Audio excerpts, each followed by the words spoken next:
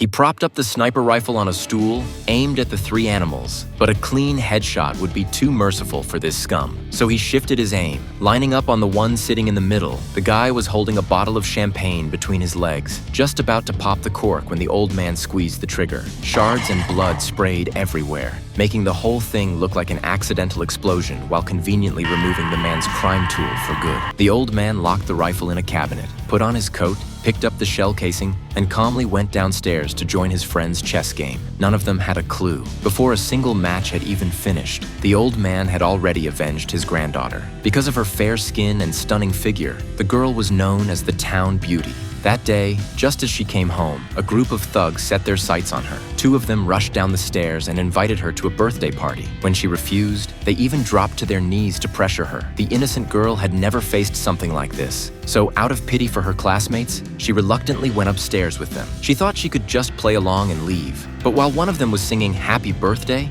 another secretly poured some unknown liquid into her drink. Completely unaware, she downed the drink amid the boys' cheers. Moments later, she felt dizzy and thought she was just drunk, so she stood up to go home, but they blocked her path, revealing their true faces at last. The assault lasted until night, and only after the three scumbags were exhausted did they let her go. The girl staggered downstairs, threw away the dirty money they stuffed at her, and collapsed in tears when she got home. Her grandfather, alarmed by the noise, rushed in and asked what happened, but she just kept crying, unable to speak. The bruises covering her body told him everything he needed to know. Holding back his rage, he gently encouraged her to tell the truth. Finally sobbing, she managed to describe what had been done to her. The old man's heart was breaking, but he forced himself to stay calm and helped her back to her room. After soothing her as best he could, he grabbed an axe and was ready to hack those three beasts to pieces himself. His sudden outburst alarmed Jack, the policeman neighbor, who quickly stopped him and asked what had happened. After hearing the story, Jack told him to go home and wait.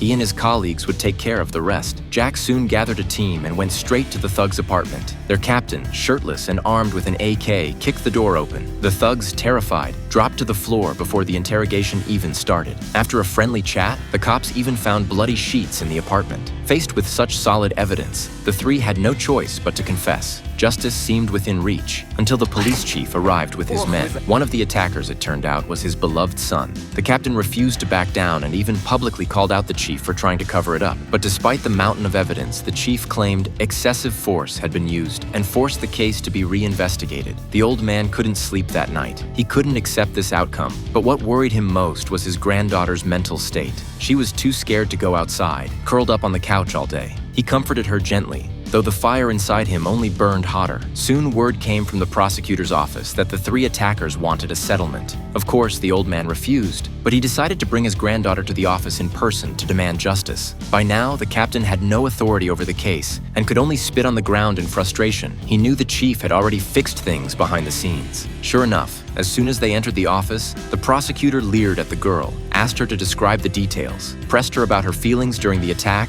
and even accused her of seducing the chief's son on purpose just to extort money. The naive girl was completely defenseless against such vile words. When they got home, she was on the verge of a breakdown. She locked herself in the bathroom and even considered ending her life. Furious, the old man cursed out loud and swore to make those bastards pay in blood. To make things worse, the three scumbags who had escaped the law now drank and partied right downstairs.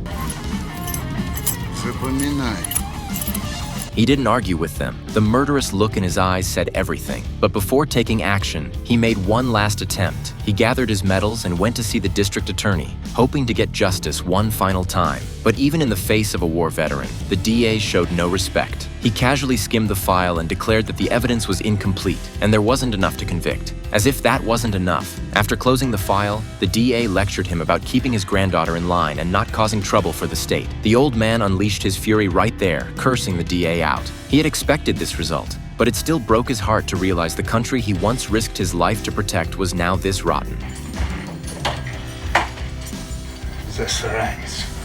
That night, something inside him died. If the law wouldn't punish them, then he would do it himself. Instead of going home, he went to the bank, mortgaged his old countryside house, and took out a $5,000 loan. When he got back, his granddaughter clung to him nervously. The police chief had visited while he was away and left a large sum of money hoping to bury the case. The insult sent the old man into a rage. He stormed over to the chief's house and hurled the money right in his face. The next day, over dinner, the girl told her grandfather that her aunt had just dropped off the keys before leaving town and asked him to take care of her pet bird while she was away. The old man's eyes lit up. He grabbed the keys off the wall and headed for his daughter's apartment. Just as he suspected, the three thugs lived right across the way. One glance told him this was the perfect sniping spot. The next day, he grabbed a pickaxe and told his granddaughter he was going to till the soil, but instead he headed straight to the black market. Spotting someone selling air rifles, he struck up a conversation, asking if they could get him a real gun. The local tough laughed at him for being too old to be a hitman, but for a cut of the deal, he introduced him to a Ukrainian arms dealer. When the seller learned he was a war veteran,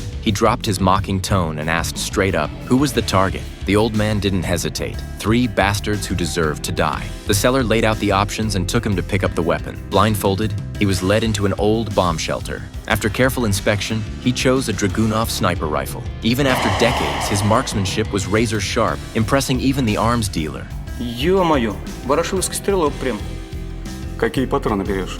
When he got home with the rifle, he heard a woman's laughter. His daughter was back. The old man sighed, frustrated at his careless child. She immediately started blaming him for rejecting the chief's payoff. That money, she said, was payment for her child's lost purity. He shouldn't have thrown it away. At that, the old man exploded, ripped off her new clothes, and kicked her out of the house. Now, with only himself and his granddaughter left, he could finally start his plan.